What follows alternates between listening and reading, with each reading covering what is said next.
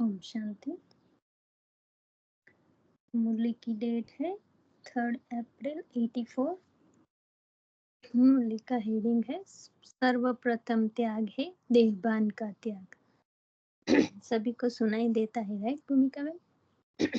हाँ 82 की 3482 हाँ 3 अप्रैल 82 राइट। यस। हाँ सो मुरली का हेडिंग है सर्वप्रथम त्याग है देहभान का त्याग। कल बाबा ने कहा था विस्तार में फिर सुनाएंगे तो बाबा आज सुना रहे हैं। सदा सहयोगी त्यागी बच्चों प्रति बाप दादा बोले। बाप दादा अपने त्याग मूर्त बच्चों को देख रहे हैं।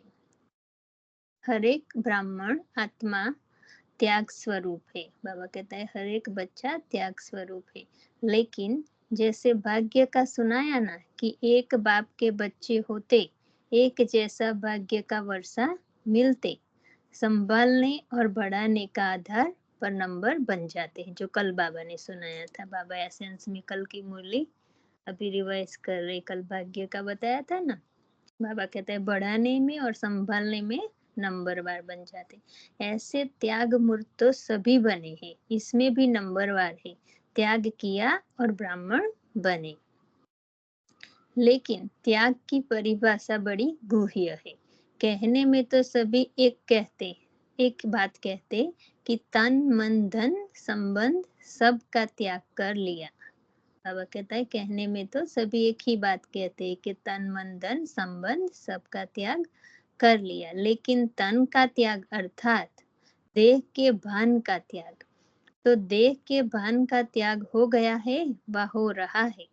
मतलब बाबा कहता है बॉडी कॉन्शियस बिल्कुल ही मन बुद्धि पर रहे ही नहीं। जैसे बाबा की स्थिति है स्वस्वरूप निराकारी, बाबा कहता है वो ही स्वरूप नेचुरल हो गया है या हो रहा है। देह का त्याग, त्याग का अर्थ है किसी भी चीज को व बात को छोड़ दिया, अपनेपन से किनारा कर लिया, अपना अधिकार समाप्त हुआ। जिसके प्रति त्याग किया वह वस्तु उसकी हो गई। हमने बाबा को तन दे दिया तो बाबा कहता है फिर आपका इस तन पर कोई अधिकार नहीं। बाबा का कहने का भाव ये है, जिस बात का त्याग किया उसका फिर संकल्प भी नहीं कर सकते, क्योंकि त्याग की हुई बात, संकल्प द्वारा प्रतिज्ञा की हुई बात फिर से वापस नहीं ले सकते हो। जैसे ब्रह्मा बाबा ने शरीर शिव बाबा को दे दिया तो बाबा जैसे हमेशा ब्रह्मा बाबा निराकारी रहते थे, तो शिव बाबा ने एक मुरली में वर्णन किया कि जो निराकारी है वो साकार बन गया और जो साकार है वो निराकार बन गया। ऐसे बाबा ने ब्रह्मा बाबा के लिए एक मुरली में बताया था। तो बाबा हमेशा ब्रह्मा बाबा जैसे निराकार बीज रूप में ही रहते, क्योंकि शिव बाबा को तन दे दिया। तो बाबा यहाँ हमें भी यही कह रहे हैं। बाबा कहते एक बार प्रतिज्ञा कर ली तो फिर बाबा का हो गया, क्योंकि त्याग की हुई बात, संकल्प द्वारा प्रतिज्ञा की हुई बात फिर से वापस नहीं ले सकते हो। जैसे हद के सन्यासी अपने घर का संबंध का त्याग करते जाते हैं और अगर फिर वापस आ जाए तो उसको क्या कहा जाएगा? नियम प्रमाण वापस नहीं आ सकते। सन्यासी जो घर बार छोड़कर चले गए, बाबा के अगर घर वापस आ जाए तो लोग क्या कहेंगे? नियम अनुसार बाबा कहते हैं वापस नहीं आ सकते। ऐसे आप ब्राह्मण बेहद के सन्यासी व त्यागी हो। सभी बच्चे बेहद के हद का सन्यास नहीं करते, हम स्थूल चीजों का नहीं सन्यास करते, मन बुद्धि से बेहद का। मन से बाबा ने आज कहा ना आसक्ति ना हो किसी चीज में, व्यक्ति में, वस्तु में, वो आसक्ति वृत्ति ना हो। तो इसी बाबा कहता है बेहद के सन्यासी हो, आप त्यागी हो। आप त्याग मूर्तियों ने अपने इस पुराने घर अर्थात पुराने शरीर, पुराने देह का भान त्याग किया, संकल्प किया कि बुद्धि द्वारा फिर से कब इस पुराने घर में आकर्षित नहीं होंगे। बाबा ये सब हमें साथ साथ बाबा कह रहे हैं हमें चेक करना है कि हमारा बहुत ज्यादा अभी भी इस देह में आकर्षण तो नहीं है। संकल्प द्वारा भी फिर से वापस नहीं आएंगे। बुद्धि में भी बाबा कहता है ये ना आए कि ये मेरा शरीर है। पहला यह त्याग किया बाबा पूछ रहे, इसलिए तो कहते हो देह सहित देह के संबंध का त्याग। हम कहते हैं ना, हम देह सहित देह के सब कुछ बाबा का, देह सहित सब कुछ देह के संबंध का भी त्याग। तो देह के भान का त्याग, तो त्याग किया हुए पुराने घर में फिर से वापस तो नहीं आते जाते हो। बाबा पूछ रहे, बाबा कहते एक बार कह दिया तन मन धन तेरा, तो अभी बाबा तन की बात सुना रहे। तो बाबा कहता है बार बार ये भान देह भान तो नहीं आता। वायदा क्या किया है, तन भी तेरा कहा व सिर्फ मन तेरा कहा। बाबा पूछ रहे हमने वायदा क्या किया था, द्वापर से हम बाबा को बुला रहे थे, याद कर रहे थे, भक्ति में भी कह रहे थे कि तन मन धन सब कुछ तेरा, क्या लागे मेरा। तो बाबा वो याद दिला रहे हमें। पहला शब्द तन आता है, जैसे तन मन धन कहते हो, देह और देह के संबंध कहते हो, तो पहला त्याग क्या हुआ, इस पुराने देह के भान से विस्मृति अर्थात किनारा। यह पहला कदम है त्याग का, शरीर का देह भान का त्याग। बाबा कहता है ये है पहला कदम। जैसे घर में घर की सामग्री होती है, ऐसे इस देह रूपी घर में भिन्न भिन्न कर्मेंद्रिया ही सामग्री है। जो भी हमारी स्थूल कर्मेंद्रिया है, बाबा कहता है स्थूल और सूक्ष्म दोनों है, वही हमारी घर की सामग्री है। तो घर का त्याग अर्थात सर्व का त्याग। घर को छोड़ो, लेकिन कोई एक चीज में ममता रह गई तो उसको क्या त्याग कहेंगे। बाबा कहता है अगर हम कहे कि हमने देहभान छोड़ दिया, लेकिन फिर भी बार बार एक ही तरह बुद्धि जा रही हो, तो फिर उसको बाबा कहते हैं त्याग कहेंगे। ऐसे कोई भी कर्म इंद्रिया अगर अपने तरफ आकर्षित करती है, तो क्या उसको संपूर्ण त्याग कहेंगे। इसी प्रकार अपनी चेकिंग करो। बाबा कहते हैं अगर हम आंखों पर कंट्रोल कर लेते हैं कि नहीं देखना, वो ना देखे, लेकिन कभी कभी जीभ चीज देखी, वो आंखों भी आ जाती है उसमें, तो बाबा कहते हैं अगर नहीं कर सकते तो उसको त्याग नहीं कहेंगे। बाबा हर कर्म इंद्रिय का त्याग चाहते हैं।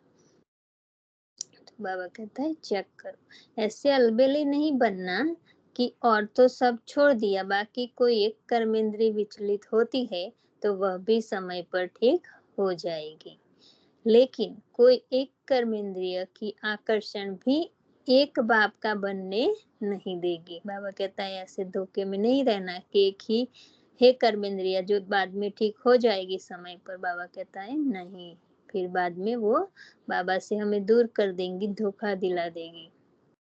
तो एक स्थिति में स्थित होने नहीं देगी, एक रस स्थिति में स्थित होने नहीं देगी। जो भी कर्मेंद्रिय पर आकर्षण होगा, बाबा कहते हैं वो हमें एक रस स्थिति का अनुभव नहीं करने देगी, नंबर 1 में जाने नहीं देगी। अगर कोई हीरे जवाहरात महल माड़िया छोड़ दे और सिर्फ कोई मिट्टी के कूटे हुए बर्तन में भी मोह रह जाए तो क्या होगा। बाबा कहते हैं सब कुछ बड़ी बड़ी चीजें महल सब कुछ छोड़ दे और छोटी सी एक चीज में रह जाए मन मोह, तो बाबा कहता है फिर क्या होगा।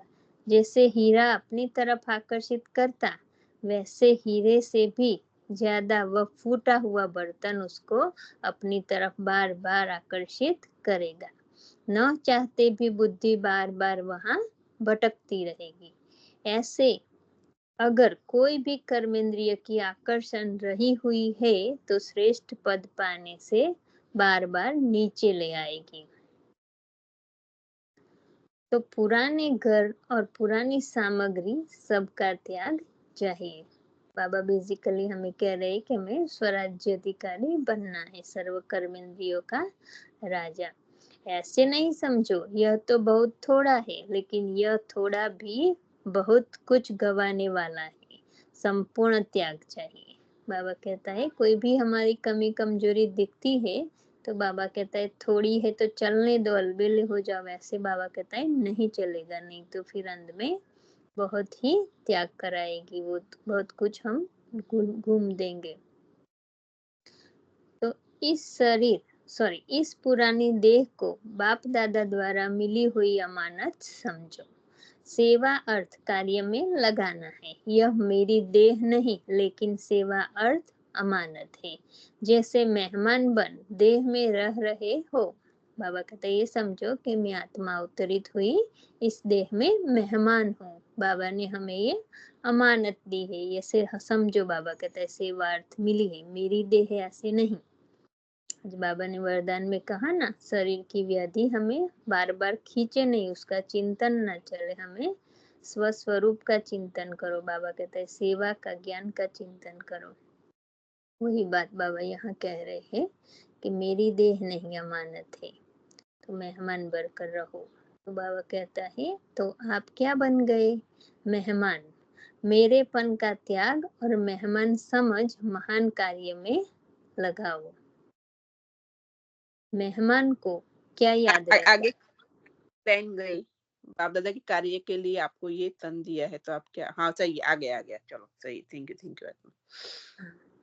तो बाबा कहते हैं मेरेपन का त्याग और मेहमान समझ महान कार्य में लगाओ। मतलब देह, बाबा कहता है अपनी शरीर महान कार्य में, बाबा के यज्ञ में लगाओ मेहमान समझ के। तो मेहमान को क्या याद रहता है? असली घर याद रहता है या उसी में ही फंस जाते हैं? अगर हम भी किसी के घर मेहमान बनकर जाए तो हमारा घर हमें याद ही रहता है। बाबा कहते हैं वहां तो नहीं फंस जाते जहाँ गए हो वहां। तो बाबा वही बात हमें समझा रहे कि हमारा असली घर परम धाम है और ये शरीर जो मिला है वो मेहमान है। तो बाबा कहता है इस घर में मेहमानगिरी से रहो। असली घर याद रहता है या उसी ही में फंस जाते हो? तो आप सबका यह शरीर रूपी घर भी यह फरिश्ता स्वरूप है, फिर देवता स्वरूप है। तो बाबा कहता है ये स्थूल शरीर है वो हमारा घर नहीं, वो हमारा घर है फरिश्ता स्वरूप। और शरीरीपन का बाबा कहता है वो घर देवता स्वरूप, वो हमारा असली घर है, उसको याद करो। इस पुराने शरीर में ऐसे ही निवास करो जैसे बाप दादा पुराने शरीर का आधार लेते हैं, लेकिन शरीर में फंस नहीं जाते हैं। बाबा कहता है मैं भी इस शरीर में आता हूँ दादी के तन में, लेकिन उसमें फंस नहीं जाता। मैं भी मेहमान बनकर आता हूँ, दोनों बाबा, अव्यक्त बाबा और शिव बाबा।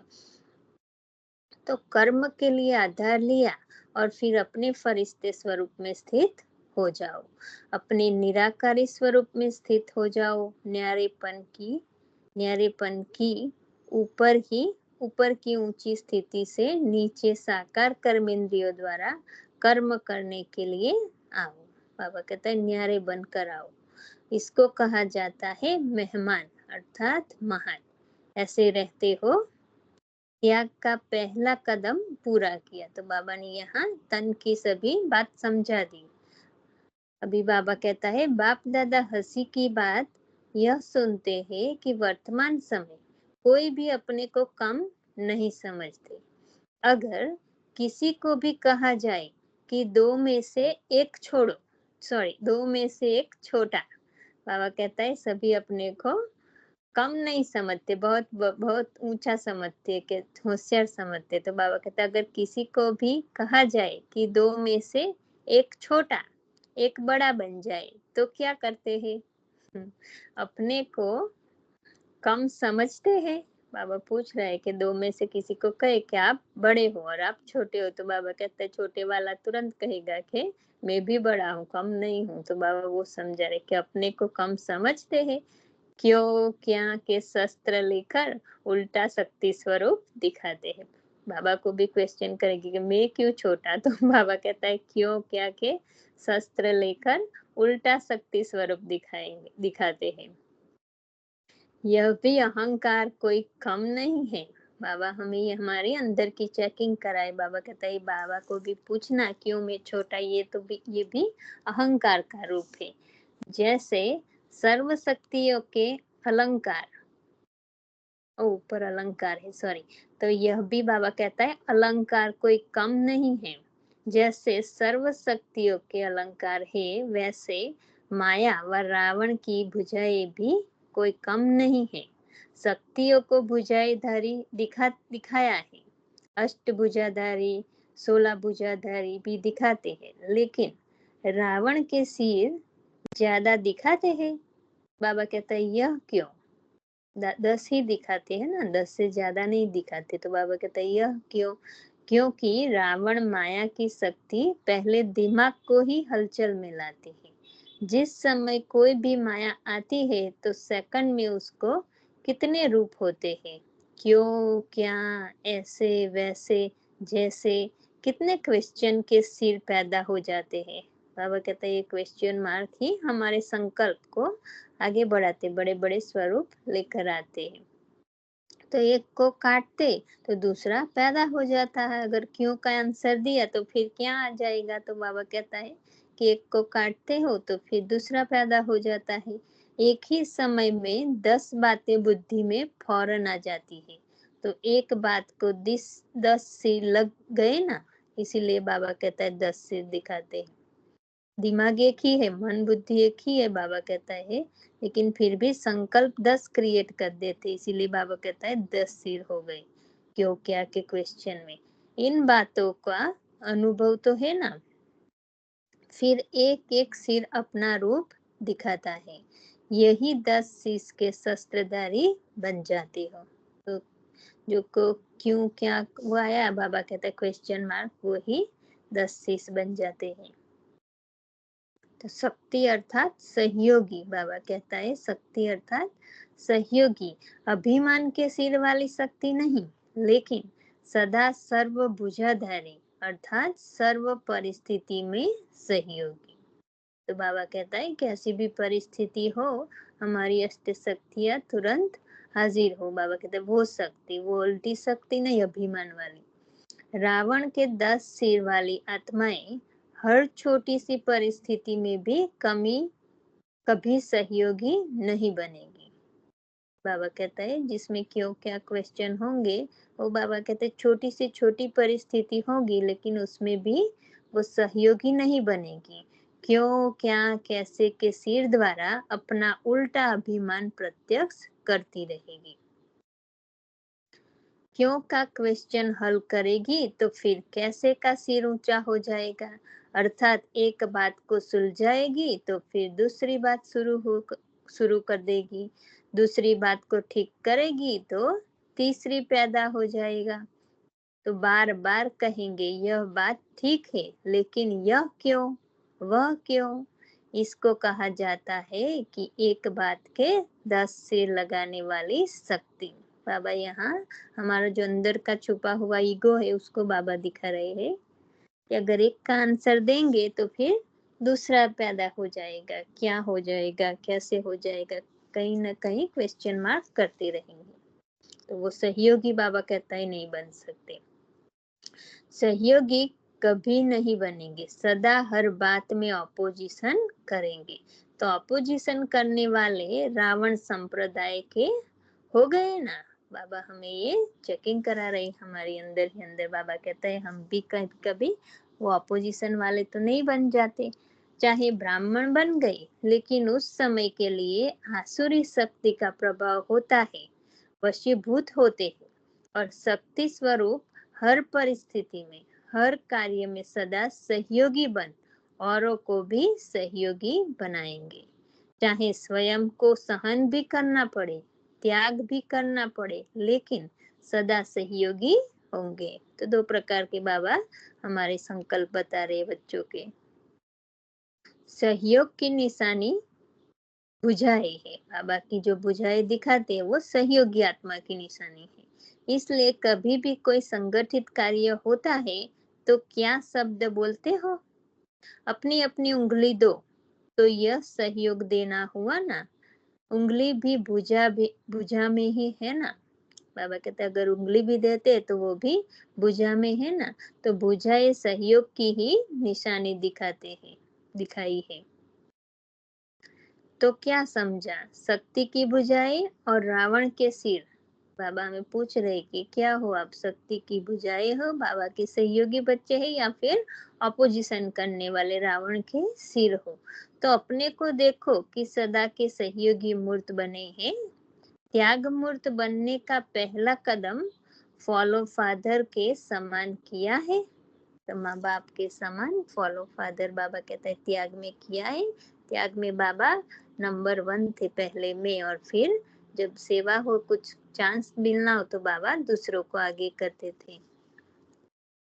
तो ब्रह्मा बाप को देखा, सुना, संकल्प में, मुख में सदैव क्या रहा, यह बाप का रथ है, तो आपका रथ किसका है? ब्रह्मा बाबा हमेशा कहता था ये बाबा का रथ है, शिव बाबा का, मेरा है ऐसा नहीं बोलता था। तो बाबा हमें भी सिखा रहे हैं कि हमारा जो शरीर है, बाबा कहता है वो शिव बाबा का रथ है, हमारा नहीं है। इसलिए बाबा पूछ रहे तो आपका रथ किसका है? क्या सिर्फ ब्रह्मा ने रथ दिया व आप लोगों ने भी रथ दिया? बाबा हमें पूछ रहे कि हम अपने शरीर को सेवार्थ यूज करते हैं या फिर मेरा मेरा करके अपने ही कार्य में लगे रहते हैं। तो ब्रह्मा का प्रवेशता का पार्ट अगर अलग है, लेकिन आप सबने भी तन तेरा कहा, न कि तन मेरा। बाबा ने कहा, ब्रह्मा बाबा ने ऐसे, हम बच्चों ने भी तन मन धन सब कुछ तेरा कहा है। तो बाबा कहता है ऐसे तो नहीं कि आपने कहा तन मेरा। आप सबका भी वायदा है, जैसे चलाओ जहां बिठाओ, यह वायदा है ना। बाबा हमें याद दिला रहे। बाबा कहता आपने भी वायदा किया था, जैसे चलाओ जहां बिठाओ, जैसे खिलाओ वहां हम रहेंगे, जैसे बाबा कहेंगे वैसे हम करेंगे। तो बाबा ये वायदा याद दिला रहे। बाबा कहता याद है ना। वहां आंखों में चलाऊंगा, बाकी को बाप चलाएगा, ऐसे तो नहीं। बाबा कहता आंख में चलाऊंगा और बाकी कर्मेंद्रिया बाप चलाएंगे, ऐसे वायदा किया था। बाबा ऐसे पूछ रहे हैं हमें कि कर्मेंद्रियों को पूरा हम कंट्रोल करेंगे और बाकी की बाबा करेंगे, ऐसे तो नहीं वायदा किया था। कुछ मनमत पर चलेंगे, कुछ श्रीमत पर चलेंगे, ऐसा वायदा तो नहीं है ना। तो कोई भी कर्मेंद्रिय के वशीभूत होना, यह श्रीमत है व मनमत है। बाबा ये चेकिंग करा रहे कि अगर आप अपनी बुद्धि से करते हो मत से, तो वो फिर बाबा की मत कहाँ हुई। तो बाबा कहते ऐसा तो वायदा नहीं किया था कि कुछ हमारी मत पर चलेंगे, कुछ बाबा की मत पर चलाएंगे। तो समझा त्याग की परिभाषा कितनी गुह्य है, इसलिए नंबर बन गए हैं। अभी तो सिर्फ देह के त्याग की बात सुनाई है, आगे और बहुत है। अभी तो त्याग की सीढ़ियां भी बहुत है, यह पहली सीढ़ी की बात कर रहे हैं। त्याग मुश्किल तो नहीं लगता। बाबा कहता है त्याग करना मुश्किल तो नहीं लगता, सबको छोड़ना पड़ेगा। अगर पुराने के बदले नया मिल जाए तो मुश्किल है क्या? बाबा कहता है अगर पुराने को छोड़ भी दो, अब नया मिलने वाला है तो क्या मुश्किल होगा, अभी अभी मिलता है। भविष्य मिलना तो कोई बड़ी बात नहीं, लेकिन अभी अभी पुराना भाव छोड़ो, पुराना भान छोड़ो, फरिश्ता स्वरूप लो। बाबा कहता है ये स्थूल शरीर का भान, देह भान छोड़ो और सूक्ष्म स्वरूप फरिश्ता स्वरूप बन जाओ। बाबा कहते फरिश्ता स्वरूप लो, मतलब लाइट बॉडी में रहो। जब पुरानी दुनिया के देह का भान छोड़ देते हो तो क्या बन जाते हो? Double light. हम ये पुरानी देह का भान छोड़ दे तो बाबा कहता है आप डबल लाइट बन जाते, आत्मा भी लाइट और शरीर भी लाइट। अभी ही बनते हो। बाबा कहता है अभी ही संगम पर ही बनते हैं। परंतु अगर न यहाँ के न वहाँ के रहते हो तो मुश्किल लगता है। बाबा कहता है अभी हम स्थूल में भी कभी कभी है, कभी कभी वहां है। बाबा कहते हैं ऐसे रहते हो तो फिर मुश्किल लगता है। न पूरा छोड़ते न पूरा लेते हो तो अधमरे हो जाते हो, इसलिए बार बार लंबा श्वास उठाते हो।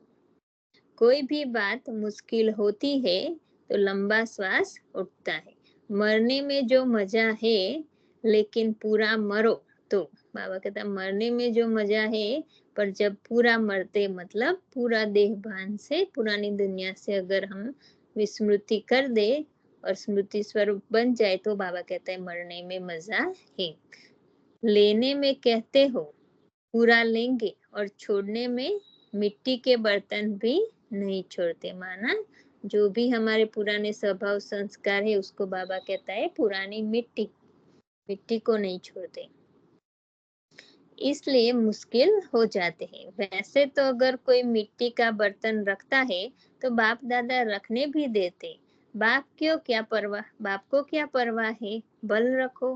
बाबा कहता है अगर कोई रखना चाहे तो बाबा को क्या, बाबा कहता है मेरे को क्या परवाह, भले रखो, मतलब पुराने संस्कार, लेकिन स्वयं ही परेशान होते हो, इसलिए बाप दादा कहते हैं छोड़ो। बाबा कहता है अगर रखोगे भी तो मुझे कोई परवाह नहीं, पर आप दुखी होते हो, इसीलिए बाबा कहता है कि पुराने संस्कार जो दुखी करने वाले हैं, रावण के हैं, वो छोड़ दो। अगर कोई भी पुरानी चीज रखते हो तो रिजल्ट क्या होती है, बार बार बुद्धि भी उन्हों की ही भटकती है। तो जो पुराने संस्कार रखते हैं उनकी बुद्धि बार बार वही संस्कार खींचता रहेगा। तो बाबा कहते हैं बुद्धि भी उन्हों की बार बार भटक जाती है, एकाग्र जल्दी नहीं हो पाती, तो फरिश्ता बन नहीं सकते। इसलिए बाप दादा तो और भी हजारों मिट्टी के बर्तन दे सकते हैं, कितना इकट्ठे कर लो, लेकिन जहाँ कीचड़ा होगा वहाँ क्या पैदा होंगे, मच्छर, और मच्छर किसको काटेंगे। तो बाप दादा बच्चों के कल्याण के लिए ही कहते हैं पुराना छोड़ दो। बाबा कैसे समझा रहे हैं, बाबा कहता है भले नहीं छोड़ो पुराने संस्कार, लेकिन फिर वो मिट्टी है, तो बाबा कहता है कीचड़ा है, देहबान है, दूसरों की कमी कमजोरियां हम देखते हैं, वो सब कीचड़ पट्टी है, तो हम वो रख लेंगे तो फिर उसमें गंदगी ही फैलेगी। बाबा कहता है मच्छर ही पैदा होंगे। इसीलिए बाबा कहते हैं पुराने जो भी पुराने संस्कार है, कमी कमजोरी, वो उसको छोड़ दो। तो बाप दादा बच्चों के कल्याण के लिए ही कहते हैं पुराना छोड़ दो, अधमरे नहीं बनो, मरना है तो पूरा मरो, नहीं तो भले ही जिंदा रहो। जिंदा रहना माना पुराने जो संस्कार है शूद्रपन को, उसको ही इमर्ज रखना, उसको बाबा कहता है भले जिंदा रहो। मरना माना देहभान से मर जाना, पुराने शूद्रपन के संस्कार स्वभाव से मर जाना। तो बाबा कहता है मुश्किल है नहीं, लेकिन मुश्किल बना देते हो, कभी कभी मुश्किल हो जाता है, जब रावण की सिर लग जाते हैं तो मुश्किल हो जाता है, होता है। जो 10 सिर क्यों क्या बताया ना बाबा ने ऊपर, बाबा कहते हैं जब बहुत क्वेश्चन करते हो तब रावण के शीश लग जाते तो मुश्किल हो जाता। जब बुझाधारी मतलब सहयोगी आत्मा, जब बुझाधारी शक्ति बन जाते हो तो सहज हो जाता है, बाबा भी हमें मदद करता है, हम बाबा की सहयोगी बनते, क्यों क्या क्वेश्चन में नहीं जाते, फुल स्टॉप ड्रामा की बिंदी लगाते हैं, तो बाबा कहता है सहज हो जाता है। सिर्फ एक कदम सहयोग का देना और पदम कदम कदमों का सहयोग मिलना हो जाता। अगर हम बाबा के बुझाधारी बच्चे बनेंगे सहयोगी, तो बाबा कहता है सिर्फ एक ही कदम तब सहयोग का देते हो और पदम गुना मदद बाबा की मिल जाती है, तो सहयोग मिल जाता है भगवान का। लेकिन पहले जो एक कदम देना पड़ता है उसमें घबरा जाते हो, मिलना भूल जाता है कि हमें उसमें रिटर्न में बहुत मिलना है, हमें भूल जाते, इसलिए हम हिम्मत का एक कदम नहीं देते। बाबा कहता है देना है तो भूल जाते हैं, देना याद आ जाता है, इसलिए मुश्किल अनुभव करते हो कि हमें देना है। तो बाबा कहते हैं ये याद रखते हो कि कमी कमजोरी देनी, तो फिर जो क्या रिटर्न में मिलना है वो हम भूल जाते, इसलिए हम त्याग नहीं करते, तो बाबा कहता है फिर दुखी होते हो। अच्छा, ऐसे सदा सहयोग मूर्त, सदा त्याग द्वारा श्रेष्ठ भाग्य अनुभव करने वाले, कदम कदम में फॉलो फादर करने वाले, सदा अपने को मेहमान अर्थात महान आत्मा समझने वाले, ऐसे बेहद के संन्यास करने वाले श्रेष्ठ आत्माओं को बाप दादा का याद प्यार और नमस्ते। हम सभी रूहानी बच्चों की रूहानी बाप दादा को याद प्यार और नमस्ते। अभी बाबा पार्टी के साथ अव्यक्त बाप दादा की मुलाकात। पहला, परिस्थिति रूपी पहाड़ को स्वस्थिति से जंप देकर पार करो। अपने को सदा समर्थ आत्माएं समझते हो। बाबा हमें पूछ रहा है, हम साथ साथ चेकिंग करें। बाबा हमें कह रहा है कि आप अपने को समर्थ आत्मा समझते हो। समर्थ आत्मा अर्थात सदा माया को चैलेंज कर विजय प्राप्त करने वाले, सदा समर्थ बाप के संग में रहने वाले। जैसे बाप सर्वशक्तिवान है वैसे हम भी मास्टर सर्वशक्तिवान है। सर्व शस्त्र शक्तियां शस्त्र है, अलंकार है। ऐसे अलंकारधारी आत्मा समझते हो? बाबा फिर से हमें पूछ रहे हैं, हम अपने को अलंकारधारी शस्त्रधारी शक्ति स्वरूप समझते हैं। जो सदा समर्थ है वे कभी परिस्थितियों में डगमग नहीं होंगे। परिस्थिति से स्वस्थिति श्रेष्ठ है। बाबा कहता है बाहर जो फिजिकल है वो बाहर परिस्थिति बाहर है और हमारी स्थिति स्वयं की स्थिति हमारे अंदर है, कंट्रोल हमारे ऊपर है। तो बाबा कहते हैं अगर स्वस्थिति श्रेष्ठ है तो परिस्थिति आपे ही हम बदल सकते हैं, बदल जाती है। तो स्वस्थिति द्वारा कैसी भी परिस्थिति को पार कर सकते हो। जैसे विमान द्वारा उड़ते हुए कितने पहाड़, कितने समुद्र पार कर लेते हैं क्योंकि ऊंचाई पर उड़ते हैं।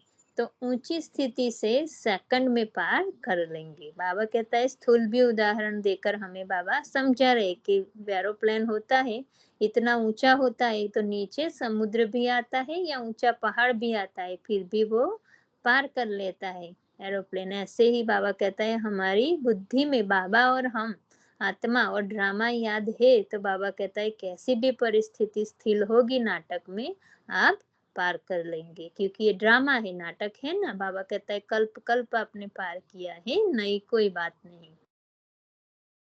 तो बाबा कहता है तो ऊंची स्थिति से सेकंड में पार कर लेंगे। ऐसे लगेगा जैसे पहाड़ को व समुद्र को जंप दे दिया। मेहनत का अनुभव नहीं होगा क्योंकि पता है कि ये पहले भी हुआ था, नथिंग न्यू। बाबा साथ है, ये नाटक है, ड्रामा है। तो बाबा कहता है इजीली कैसी भी परिस्थिति हम पार कर सकते हैं। फिर दूसरा रौब का त्याग। बाबा कहते हैं जो हमारे मन अंदर रौब आता है, संडे बताया ना बाबा ने, रौब भी क्रोध का अंश है। तो बाबा कहते हैं उसका भी त्याग करो। वो बाहर नहीं दिखाई देगा रौब, लेकिन अंदर आता है। तो बाबा कहते हैं रौब को त्याग। रुहाब को धारण करने वाले सच्चे सेवादारी बनो। रुहाब माना रूहानी नशा, कोई अभिमान वाला देहभान वाला नशा नहीं, पर आत्मिक नशा, उसको रुहाब कहते हैं। तो रुहाब को धारण करने वाले सच्चे सेवादारी बनो। सभी कुमार सदा रूहानियत में रहते हो, रोब में तो नहीं आते। यूथ को रोब जल्दी आ जाता है। बाबा कहता है यंग बच्चे को जल्दी अंदर से ईगो आ जाता है, रौब आ जाता है। यह समझते हैं हम सब कुछ जानते हैं, सब कर सकते हैं। यूथ को ऐसे अंदर नशा होता है कि हम बहुत होशियार, हमें सब आता है, हम सब कुछ कर सकते हैं। जवानी का जोश रहता है, लेकिन रूहानी यूथ अर्थात सदा रुआब में, नशे में, आत्मिक नशे में रहने वाले सदा नम्र चित होंगे। वो चित से नम्रता दिखाई देगी, विवेक दिखाई देगा। बाबा कहता है ऐसा नहीं अभिमान, क्योंकि जितना नम्र चित होंगे उतना निर्माण करेंगे, मतलब उतना ही क्रिएटिव होगी, निर्माण होगी, कंस्ट्रक्टिव होगी। तो जहाँ निर्माण होंगे वहाँ रौब नहीं होगा, रूहानियत होगी। जैसे बाप कितना नम्र चित बनकर आते हैं, ऐसे फॉलो फादर। बाबा भी इतनी ऊंची हाईएस्ट अथॉरिटी है, बाबा से ऊंचा कुछ कोई नहीं, तो भी बाबा हम बच्चों को कैसे नमन करते हैं, हर रोज नमस्ते कहते हैं। बाबा इतना ऊंचा, फिर भी हम बच्चों को कहता है आपका मालिश करूंगा, राइट। तो बाबा इतना ऊंचा फिर भी कैसे बच्चों के साथ बच्चा बन जाता है, नम्रता बाबा में। बाबा कहते हैं ऐसे फॉलो फादर करो। अगर जरा भी सेवा में रौब आता वह सेवा समाप्त हो जाती। तो सेवा में अगर थोड़ा भी बाबा कहता अंदर अभिमान आया या नशा आया दूसरा उल्टा, तो बाबा कहता है फिर सेवा समाप्त हो जाती, मतलब कुछ भी जमा नहीं होगा, कोई कोई बार डिसर्विस भी हो जाती। तो अभी तीसरा बाबा कहते हैं भरपूर आत्मा के चेहरे द्वारा सेवा। जो आत्मा अंदर से भरपूर होगी तो उसका चेहरा ही बिना बोले ही सेवा करेगा। तो सभी सागर के समीप रहने वाले सदा सागर के खजानों को अपने में भरते जाते हो। बाबा के समीप रहेंगे, ज्ञान सागर, प्रेम सागर, आनंद सागर। तो बाबा कहता है बाबा के जितने साथ रहेंगे तो अपने आप ही वो खजाना बाबा का हमारे अंदर आता जाएगा। सागर के तले में कितने खजाने होते हैं, तो सागर के कंठे पर रहने वाले समीप रहने वाले सर्व खजाने के मालिक हो गए। वैसे भी जब किसी को कोई खजाना प्राप्त होता है तो खुशी में आ जाते हैं। अचानक कोई थोड़ा सा धन मिल जाता है तो नशा चढ़ जाता है। आप बच्चों को ऐसा धन मिला है जो कभी भी कोई छीन नहीं सकता, लूट नहीं सकता। हमारा जो खजाना मिला है, बाबा कहता है ज्ञान धन, गुणों का धन, वो कोई भी छीन नहीं सकता, क्योंकि वो अविनाशी है और वो सूक्ष्म है, तो कोई भी लूट नहीं सकता, चोरी नहीं कर सकता। 21 पीढ़ी सदा धनवान रहेंगे। सर्व खजानों की चाबी है बाबा। जो भी खजाना मिला है वो बाबा से मिला है। अगर बाबा को ही हम अपना बना दे तो बाबा कहता है बाबा के सारे खजाने आपे ही हमारे बन जाएंगे। बाबा बोला और खजाना खुला। तो चाबी भी मिल गई, खजाना भी मिल गया, सदा मालामाल हो गई। ऐसे भरपूर मालामाल आत्माओं के चेहरे पर खुशी की झलक होती है। उनकी खुशी को देख सब कहेंगे पता नहीं इनको क्या मिल गया है, जानने की इच्छा रखेंगे। हमको देखकर दूसरी आत्माओं को भी इच्छा होगी जानने की, क्यों इतना ये खुश दिखता है। तो बाबा कहता है तो उनकी सेवा स्वतः हो जाएगी, चेहरे से सेवा होगी। अभी नंबर 4, मायाजीत बनने के लिए स्वमान की सीट पर सेट रहो। सदा स्वयं को स्वमान की सीट पर बैठा हुआ अनुभव करते हो। पुण्य आत्मा है, ऊंचे ते ऊंची ब्राह्मण आत्मा है, श्रेष्ठ आत्मा है, महान आत्मा है, ऐसे अपने को श्रेष्ठ सम्मान की स्थिति पर अनुभव करते हो। कभी भी बैठना होता है तो सीट चाहिए ना, तो संगम पर बाप ने श्रेष्ठ सम्मान की सीट दी है, इसी पर ही स्थित रहो। बाबा हमें सिखा रहे कि हमें कोई ना कोई सम्मान लेकर अंदर ही अंदर जैसे मंत्र चलता रहे। ऐसे बाबा कहते सदा सम्मान में रहेंगे तो कभी भी माया के वशीभूत नहीं होंगे। स्मृति में रहना ही सीट व आसन है, तो सदा स्मृति रहे कि मैं हर कदम में पुण्य करने वाली पुण्य आत्मा हूँ। महान संकल्प, महान बोल, महान कर्म करने वाली महान आत्मा हूँ। कभी भी अपने को साधारण नहीं समझो। किसके बन गए और क्या बन गए, इसी स्मृति के आसन पर सदा स्थित रहो। ऊंचे ते ऊंचे बाप है, उनके हम बच्चे बन गए। बाबा कहता है कौन मैं कौन और मेरा कौन। बाबा जो दादी कहती थी, बाबा कहता अगर ये भी याद रहे तो कभी भी माया हमें हरा नहीं सकती। इस आसन पर विराजमान होंगे तो कभी भी माया नहीं आ सकती, हिम्मत नहीं रख सकती। आत्मा का आसन स्वमान का आसन है, उस पर बैठने वाले सहज ही माया जीत हो जाते हैं। फिर 5वां नंबर, सर्व संबंध एक के साथ जोड़कर बंधन मुक्त अर्थात योग युक्त बनो। सदा स्वयं को बंधन मुक्त आत्मा अनुभव करते हो। बाबा चेक करा रहे बार बार, हम अपने को सदा बंधन मुक्त समझते हैं। स्वतंत्र बन गए हो या अभी कोई बंधन रह गया है, बंधन मुक्त की निशानी है सदा योग युक्त। योग युक्त नहीं तो जरूर बंधन है। बाबा ये चेकिंग कराए, निशानी बता रहे हमको अपनी चेकिंग के लिए। बाबा कहते हैं अगर सदा योग युक्त नहीं तो जरूर कोई ना कोई बंधन है, और निरंतर योगी है तो अर्थात कोई भी बंधन नहीं है। जब बाप के बन गए तो बाप के सिवाय और क्या याद आएगा। सदा प्रिय वस्तु या बढ़िया वस्तु याद आती है ना, तो बाप से श्रेष्ठ वस्तु या व्यक्ति कोई है? कोई नहीं बाबा। जब बुद्धि में यह स्पष्ट हो जाता है कि बाप के सिवाय और कोई भी श्रेष्ठ नहीं है तो सहज योगी बन जाते हो। बंधन मुक्त भी सहज बन जाते हैं, मेहनत नहीं करनी पड़ती। सब संबंध बाप के साथ जुड़ गए, मेरा मेरा सब समाप्त। इसको कहा जाता है सर्व संबंध एक बाप के साथ। अभी छठा नंबर, समीप आत्माओं की निशानी है समान। बाबा कहता है जो बाबा के समीप होंगी उसकी निशानी है वो बाप समान होगा।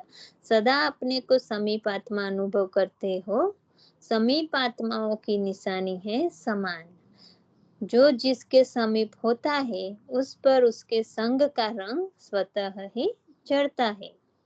तो बाप के समीप अर्थात बाप के समान, बाबा के समीप रहेंगे तो बाबा का रंग हमारे ऊपर लगता जाएगा। जो बाप के गुण वह बच्चों के गुण, जो बाप का कर्तव्य वह बच्चों का। जैसे बाप सदा विश्व कल्याणकारी है, ऐसे बच्चे भी विश्व कल्याणकारी। तो हर समय यह चेक करो कि जो भी कर्म करते हैं, जो भी बोल बोलते हैं, वह बाप समान है। बाप से मिलाते चलो और कदम उठाते चलो तो समान बन जाएंगे। ब्रह्मा बाबा को हमें हर एक संकल्प बोध कदम से चेक करना है। जैसे बाप सदा संपन्न है, सर्वशक्तिवान है, वैसे ही बच्चे भी मास्टर बन जाएंगे। किसी भी गुण और शक्ति की कमी नहीं रहेगी।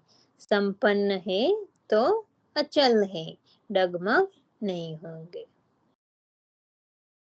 अभी 7वां नंबर, तो सेवा की मांग दौड़ सेवा की भाग दौड़ भी मनोरंजन का साधन है। अगर हम सेवा करते हैं भाग दौड़, तो बाबा कहते हैं वो भी एक मनोरंजन है। सृष्टि नाटक में बाबा ने हमें जो पार्ट दिया, बाबा कहते हैं वो भी एक खेल है मनोरंजन का।